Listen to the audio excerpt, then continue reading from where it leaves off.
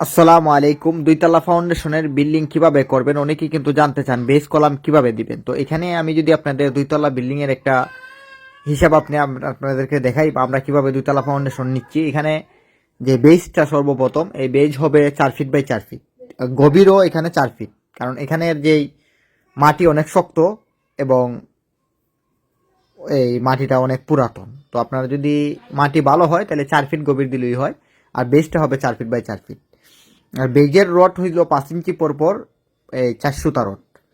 Base যদি 4 fit হয়, আমরা কিন্তু যে জালিটা তৈরি করছি রডের, ওইটা আমরা বানাইছি 3 ইঞ্চি করে কম, মানে 6 ইঞ্চি কম।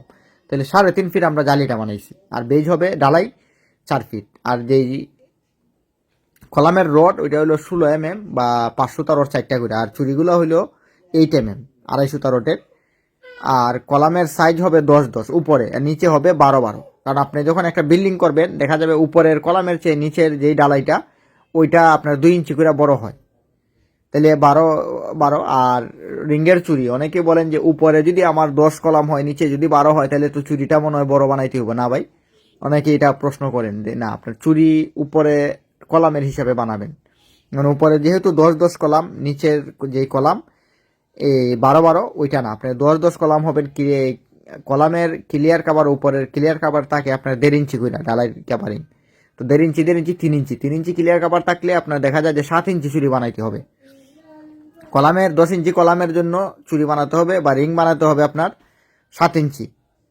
আর এখানে সব বেজ কিন্তু এক লেভেল থাকতে হবে। আপনার বিল্ডিং যেরকমই হোক, আপনার লেভেল এক থাকতে হবে। যেমন এখানে যে একটা বিট আছে, ধরেন আমরা তো মূল মাটির থেকে 4 ফিট গভীর দিতেছি, কিন্তু উপরে আছে আপনার এই উপর থেকে 6 ফিট বলতে 5.5 ফিট, কারণ 1.5 ফিট উঁচা এই মেন বিটাটা।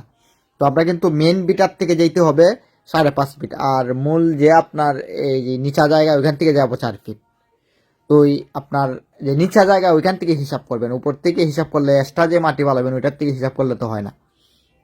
আর বেজ এখন উপরের জায়গায় আমরা মনে করলাম যে উপরে আমরা উপরেরটা উপরে দিয়ে দেই, নিচেরটা নিচে দিই, না, এরকম না। আপনার বেজের যে তল লেভেল এটা এক লেভেল থাকবে। যে সিসি ঢালাইটা আপনি দিবেন এটা হবে এক লেভেলে, বা সোলিং করবেন এক লেভেলে করবেন, বেজের তলাটা এক লেভেলে থাকতে হবে। তো এইভাবে যদি আপনি ফাউন্ডেশন করেন, ফাউন্ডেশনে কাজ করেন, আমি মনে করি সঠিক এবং ভালো হবে। তো অনেকেই বলেন যে 12 mm রড দিয়ে কি আপনার দুইতলা ফাউন্ডেশন দেওয়া যায় কিনা। তো মাটি ভালো হইলে 12 mm দিয়ে দুইতলা ফাউন্ডেশন দেওয়া যায়। তবে আপনার খরচের দিক দিয়ে দেখা যায় 12 mm রড দিলে আপনার দিতে হইতো এখানে 6টা কইরা, মাঝখানে দিতে হইতো 8টা কইরা।